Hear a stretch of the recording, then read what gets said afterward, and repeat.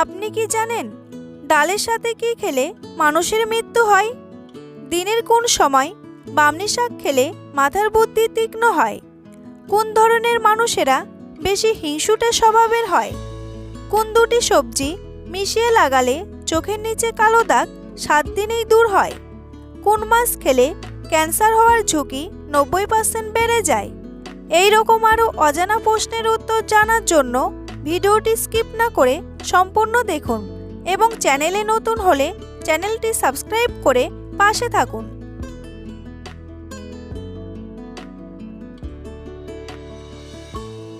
এমন কোন প্রাণী আছে যে কিনা যতদিন বেঁচে থাকে কখনো অসুস্থ হয় না? তিমি, শার্ক, হাতি নাকি গন্ডার?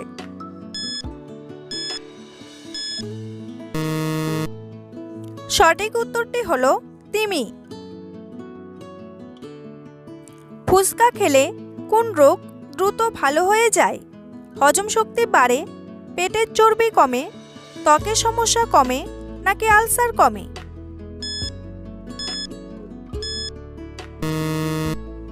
সঠিক উত্তরটি হলো পেটের চর্বি কমে। ফুচকার জলে যেহেতু লেবু ও তেঁতুল দুটোই থাকে, তাই এটা খুব সহজেই শরীরের মেদ ঝরাতে সাহায্য করে। আপনার যদি সর্দি কাশি জ্বরের ধাত থাকে, তাতেও ফুচকা ওষুধের মতোই কাজ করে।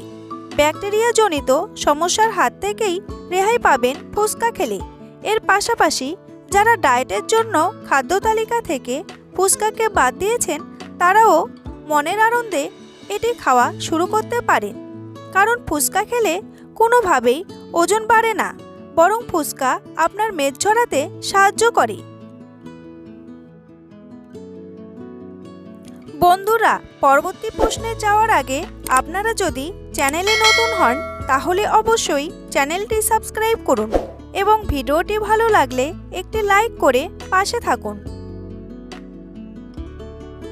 রিউমেটিজম রোগের ক্ষেত্রে কোনটি খেতে বারণ করা হয়? প্রোটিন, স্নেহজাতীয় পদার্থ, ভিটামিন নাকি কার্বোহাইড্রেট? সঠিক উত্তরটি হলো স্নেহজাতীয় পদার্থ। পৃথিবী সূর্যের চারদিক ঘোরে কে প্রথম বলেছিলেন? Copernicus, Leonardo da Vinci, Luis পাস্তুর নাকি আলেকজান্ডার?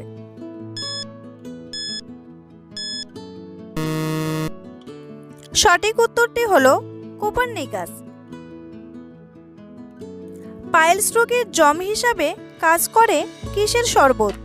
লেবুর শরবত, শশার শরবত, কলার শরবত নাকি বেলের শরবত?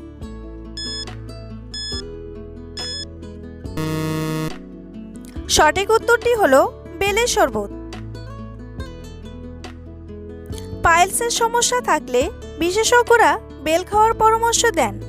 বেলের পুষ্টি উপাদান হজম ঠিক রাখে, পাশাপাশি মলত্যাগের সমস্যা কমায়। পাকস্থলীর আলসার পাইলস রোগে উপকারী। এটি শক্তিবর্ধক হিসাবে কাজ করে। পাকা বেলের শ্বাসে সেই ফাইবার আছে যা আলসার উপশমে সাহায্য করে।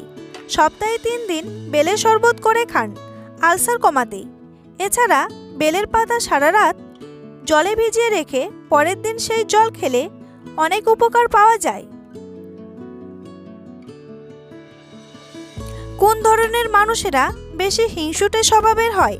যার শরীর লম্বা, যার শরীর খাটো, যার শরীর চিকন, যার শরীর মোটা?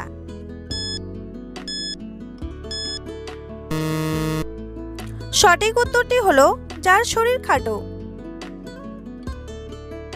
কোন মাছ খেলে ক্যান্সার হওয়ার ঝুঁকি 90% বেড়ে যায়? তেলাপিয়া, রুই মাছ, ইলিশ মাছ নাকি ভেটকি মাছ?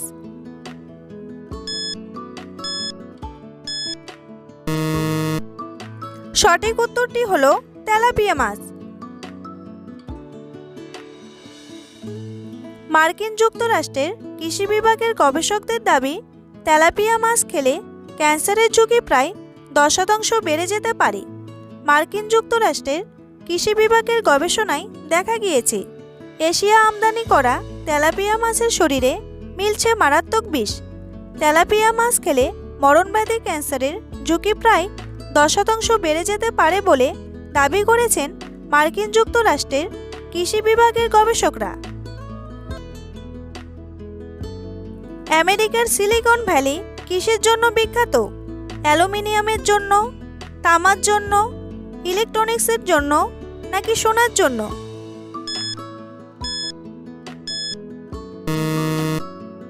সঠিক উত্তরটি হলো ইলেকট্রনিক্সের জন্য।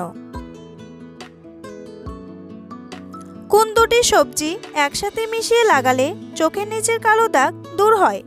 আলু ও শসা, গাজর ও মূলা, টমেটো ও ঢেঁড়স নাকি কুমড়ো ও বেগুন?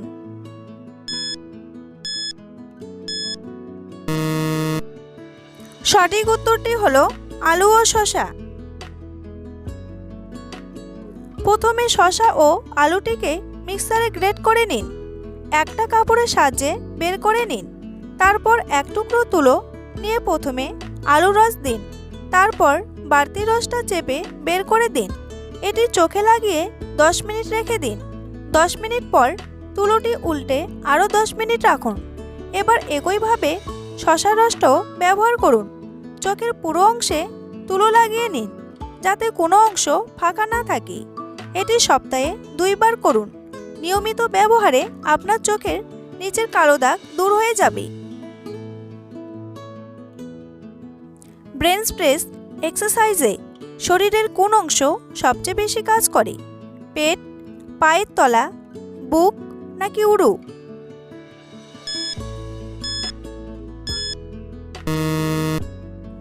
সঠিক উত্তরটি হলো বুক। ডালের সাথে কি খেলে মানুষের মৃত্যু হতে পারে? পুঁই শাক, দই, মাছ নাকি টমেটো চাটনি?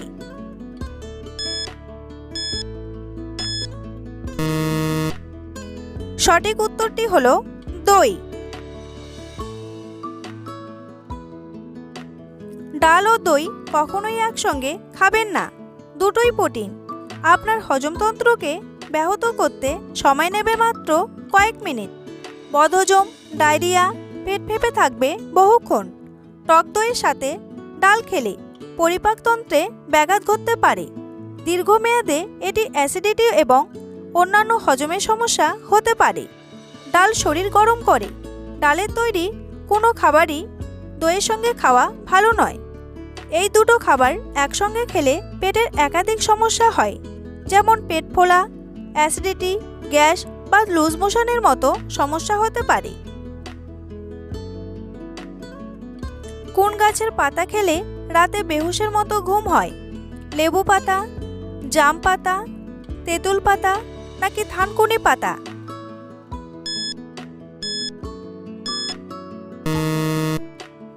সঠিক উত্তরটি হলো থানকুনি পাতা।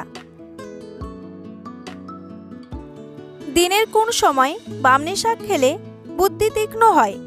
দুপুরে, সকালে, বিকেলে নাকি রাতে?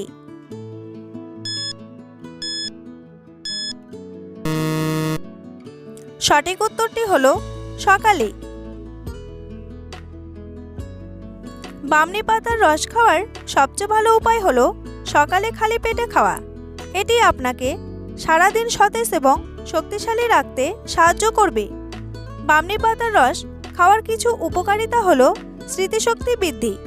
বামনি পাতায় অ্যামাইনো অ্যাসিড রয়েছে যা স্মৃতিশক্তি বৃদ্ধিতে সাহায্য করে।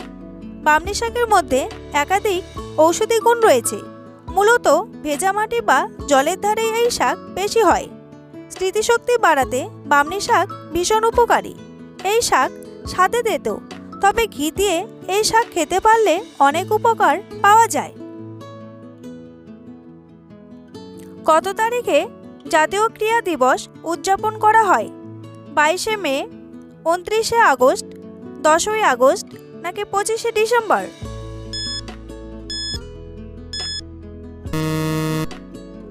সঠিক উত্তরটি হলো 29শে আগস্ট।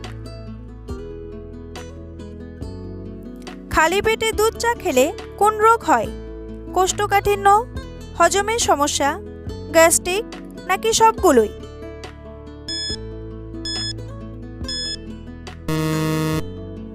সঠিক উত্তরটি হলো সবগুলোই।